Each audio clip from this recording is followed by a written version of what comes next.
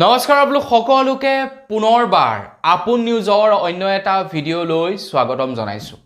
1 মে'ৰ পৰা LPG gas ব্যৱহাৰকাৰীসকলৰ বাবে কিছুমান নতুনকৈ নিয়ম সলনি হ'ব।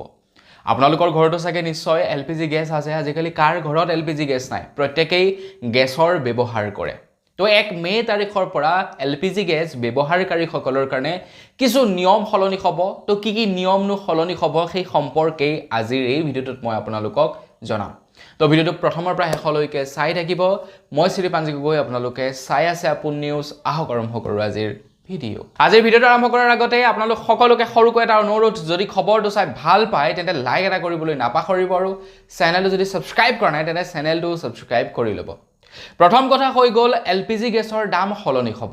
বাঢ়িব নে কমিব সেই সম্পৰ্কটো ক'ব পৰা নাযাব, কিন্তু 1 মে'ৰ পৰা এলপিজি চিলিণ্ডাৰৰ দামটো হাল সলনি হ'ব। এতিয়া হাল সলনি প্ৰত্যেক মাহৰ 1 তাৰিখৰ দিনাখন হয়। তো সেই হিচাপত ক'লোঁ যে 1 তাৰিখৰ দিনাখন দাম হাল সলনি হ'ব, কিন্তু বাঢ়িব নে কমিব সেই সম্পৰ্কত আপোনালোকক ক'ব পৰা এতিয়াই নাযাব। কিন্তু আপোনালোকে মানে চিয়ৰ হৈ থাকক যে গেছৰ দামটো বাঢ়িবই, গেছৰ দাম নকমে।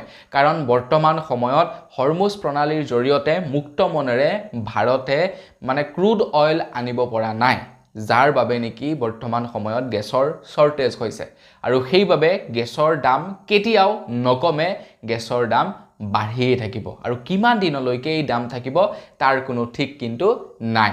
এনেকুৱা ধৰণৰ যেতিয়া ক্ৰাইচিছবিলাক হয় তেতিয়া মানে কোম্পানীবিলাকে বস্তুবিলাকৰ দামটো মানে হাইক কৰি দিয়ে, য'ত নেকি চৰকাৰৰ ওপৰতো প্ৰশ্ন নুঠে। চৰকাৰক যদি ক'ব যিটো আমি কৰা নাই, এইটো কোম্পানীবিলাকে কৰিছে। চ' দাম বৃদ্ধি পাব বুলি ধৰি থওক 1 মে' তাৰিখৰ পৰা। কিন্তু তাৰ লগতে বুকিঙৰ লগতে অন্যান্য কিছুমান নিয়ম চেঞ্জ হ'ব। আপোনালোকে 1 মে' তাৰিখৰ পৰা যেতিয়াই গেছ ল'বলৈ যাব, এতিয়াৰে পৰা বাধ্যতামূলক হ'ব অ'টিপিৰ অবিহনে আপোনালোকে গেছ ল'ব নোৱাৰিব। তাৰ লগতে যি নেকি 25 আৰু 45 দিনৰ গেছ বুকিঙৰ নিয়ম আছিলে, এই 45 আৰু 25 দিনৰ গেছ বুকিঙৰ নিয়মটো চেঞ্জ হ'ব পাৰে বুলি খবৰ ওলাই পৰিছে। অ'টিপিৰ জৰিয়তে গেছ লোৱাটো বাধ্যতামূলক হ'ব, আৰু তাৰ লগতে মানে 45 দিন আৰু 25 দিনৰ যিটো নেকি গেছ বুকিঙৰ নিয়ম কৰিছিলে, সেই নিয়মটো চেঞ্জ হ'ব বুলি খবৰ ওলাই পৰিছে। আৰু তাৰ লগতে এলপিজি সংযোগৰ বাবে বায়'মেট্ৰিক আধাৰ প্ৰমাণীকৰণ কম্পালচৰি হ'ব। মানে আমি গেছ আনিবলৈ যাওঁতে ফিংগাৰপ্ৰিণ্ট দিবই লাগিব। মানে গেছৰ কানেকশ্যন ল'বলৈ যাওঁতে আমি ফিংগাৰপ্ৰিণ্ট দিহে এলপিজি গেছ নতুন কানেকশ্যন ল'ব পাৰিম। তাৰ লগে লগে 3 মাহ নিৰবিচ্ছিন্নভাৱে যদি গেছ নলয় তেনেহ'লে চিলিণ্ডাৰ সংযোগ বিচ্ছিন্ন হ'ব পাৰে বুলি জনাইছে। মানে যিসকলে কণ্টিনিউ 3 মাহ গেছ নলয় তেওঁলোকৰ গেছৰ কানেকশ্যন বিচ্ছিন্ন হ'ব পাৰে, মানে বন্ধ হৈ থাকিব পাৰে। আকৌ গৈ KYC জমা কৰিব লাগিব, তাৰ পাছত গেছ ল'ব লাগিব। এতিয়া বহুত মানুহৰ হৈছে, যিবিলাক মানুহে বহুদিন ধৰি নিজৰ কাৰ্ডেৰে গেছ লোৱা নাই, প্ৰায়বিলাকৰে KYC লাগিছে, তেওঁলোকক মানে অফিচ যাবৰ কাৰণে কোৱা হৈছে, বুকিং কৰিব পৰা নাই গেছ।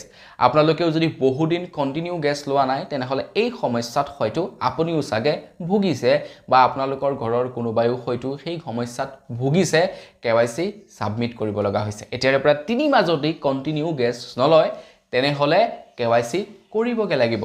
তাৰ লগতে অ'টিপিৰ জৰিয়তে গেছ লোৱাটো বাধ্যতামূলক। অ'টিপি দিহে আপোনালোকে গেছ ল'ব পাৰিব, উইদাউট অ'টিপিত আপোনালোকে গেছ ল'ব নোৱাৰিব। আৰু লগতে নতুন যেতিয়া কানেকশ্যন ল'বলৈ যাব তেতিয়া আপোনালোকে ফিংগাৰপ্ৰিণ্ট দিহে কানেকশ্যন ল'ব পাৰিব।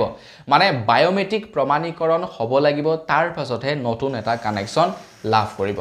তো এই নিয়মকেইটা 1 মে' তাৰিখৰ পৰা সলনি কৰিব এলপিজি গেছৰ ওপৰত।